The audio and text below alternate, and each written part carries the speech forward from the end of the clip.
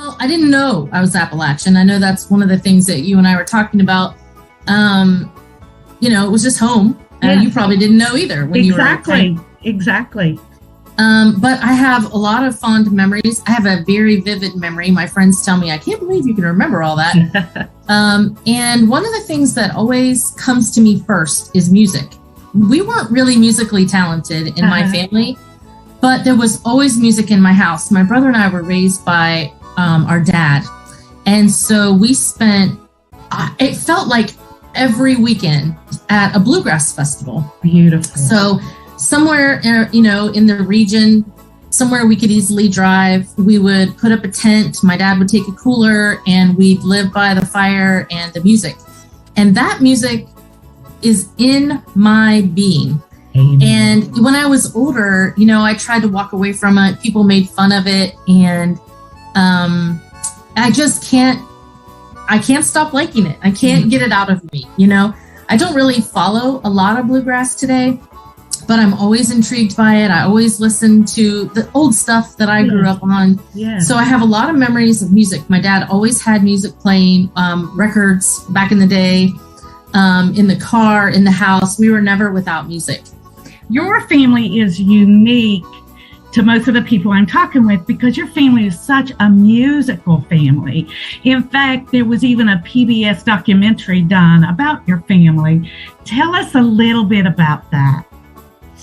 Yes, it was so much fun growing up in a musical family. I remember hearing music probably from the time I was born, but I don't remember back then far.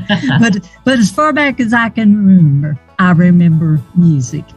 And I'm the 7th generation of music makers. Oh, I didn't in know our that. family. Yeah, there was always aunts and uncles. My mom and my dad both played musical instruments. Just like I said, playing sports. I was in the band, in Middlesboro, came up in the band. I always was into music.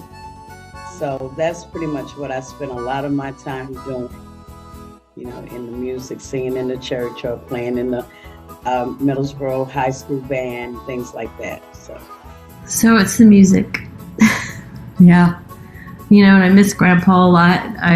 But the music's just always spun through me my whole life, and I hear the songs when I'm driving or working or when I'm singing them, or I still think of like certain ways songs sound even on the guitar when Grandpa played it, or on the dulcimer. Well, he loved music, and it was a big important part of his life. Such a and gift. mine too. Such a gift.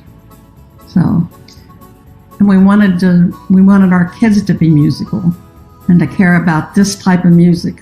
When I have great Uncle Doyle's mandolin, and I'm vowing to learn it, some of these days I'll play that mandolin. And Grandpa's guitar, of course. Hopefully before I get too much arthritis. Every year they had a dulcimer festival. And my dad being, into that, and my grandparents, my uncles, everybody, they went. And we watched all these different kinds of people play all these different kinds of dulcimers. And when I was a very young kid, my dad had a dulcimer. And as I said, we're not really musically gifted, but he would play, and I would sit on the edge of his chair, my brother on one side and me on the other, and he would play Dear Aunt Rhody. Do you know that song? Yeah. And that was about all he could play, I think. But it didn't matter. And years later, when the dulcimer to me was just some old, fogey kind of instrument, I was in North Carolina, and I learned where you could take dulcimer lessons. And I was like, And of course, the only song I knew was Dear Aunt Rhody. And it wasn't too long into the lessons when they started to play it. And I was so excited. I called my dad and I said, I'm taking these lessons. I was using a cardboard dulcimer for the first time.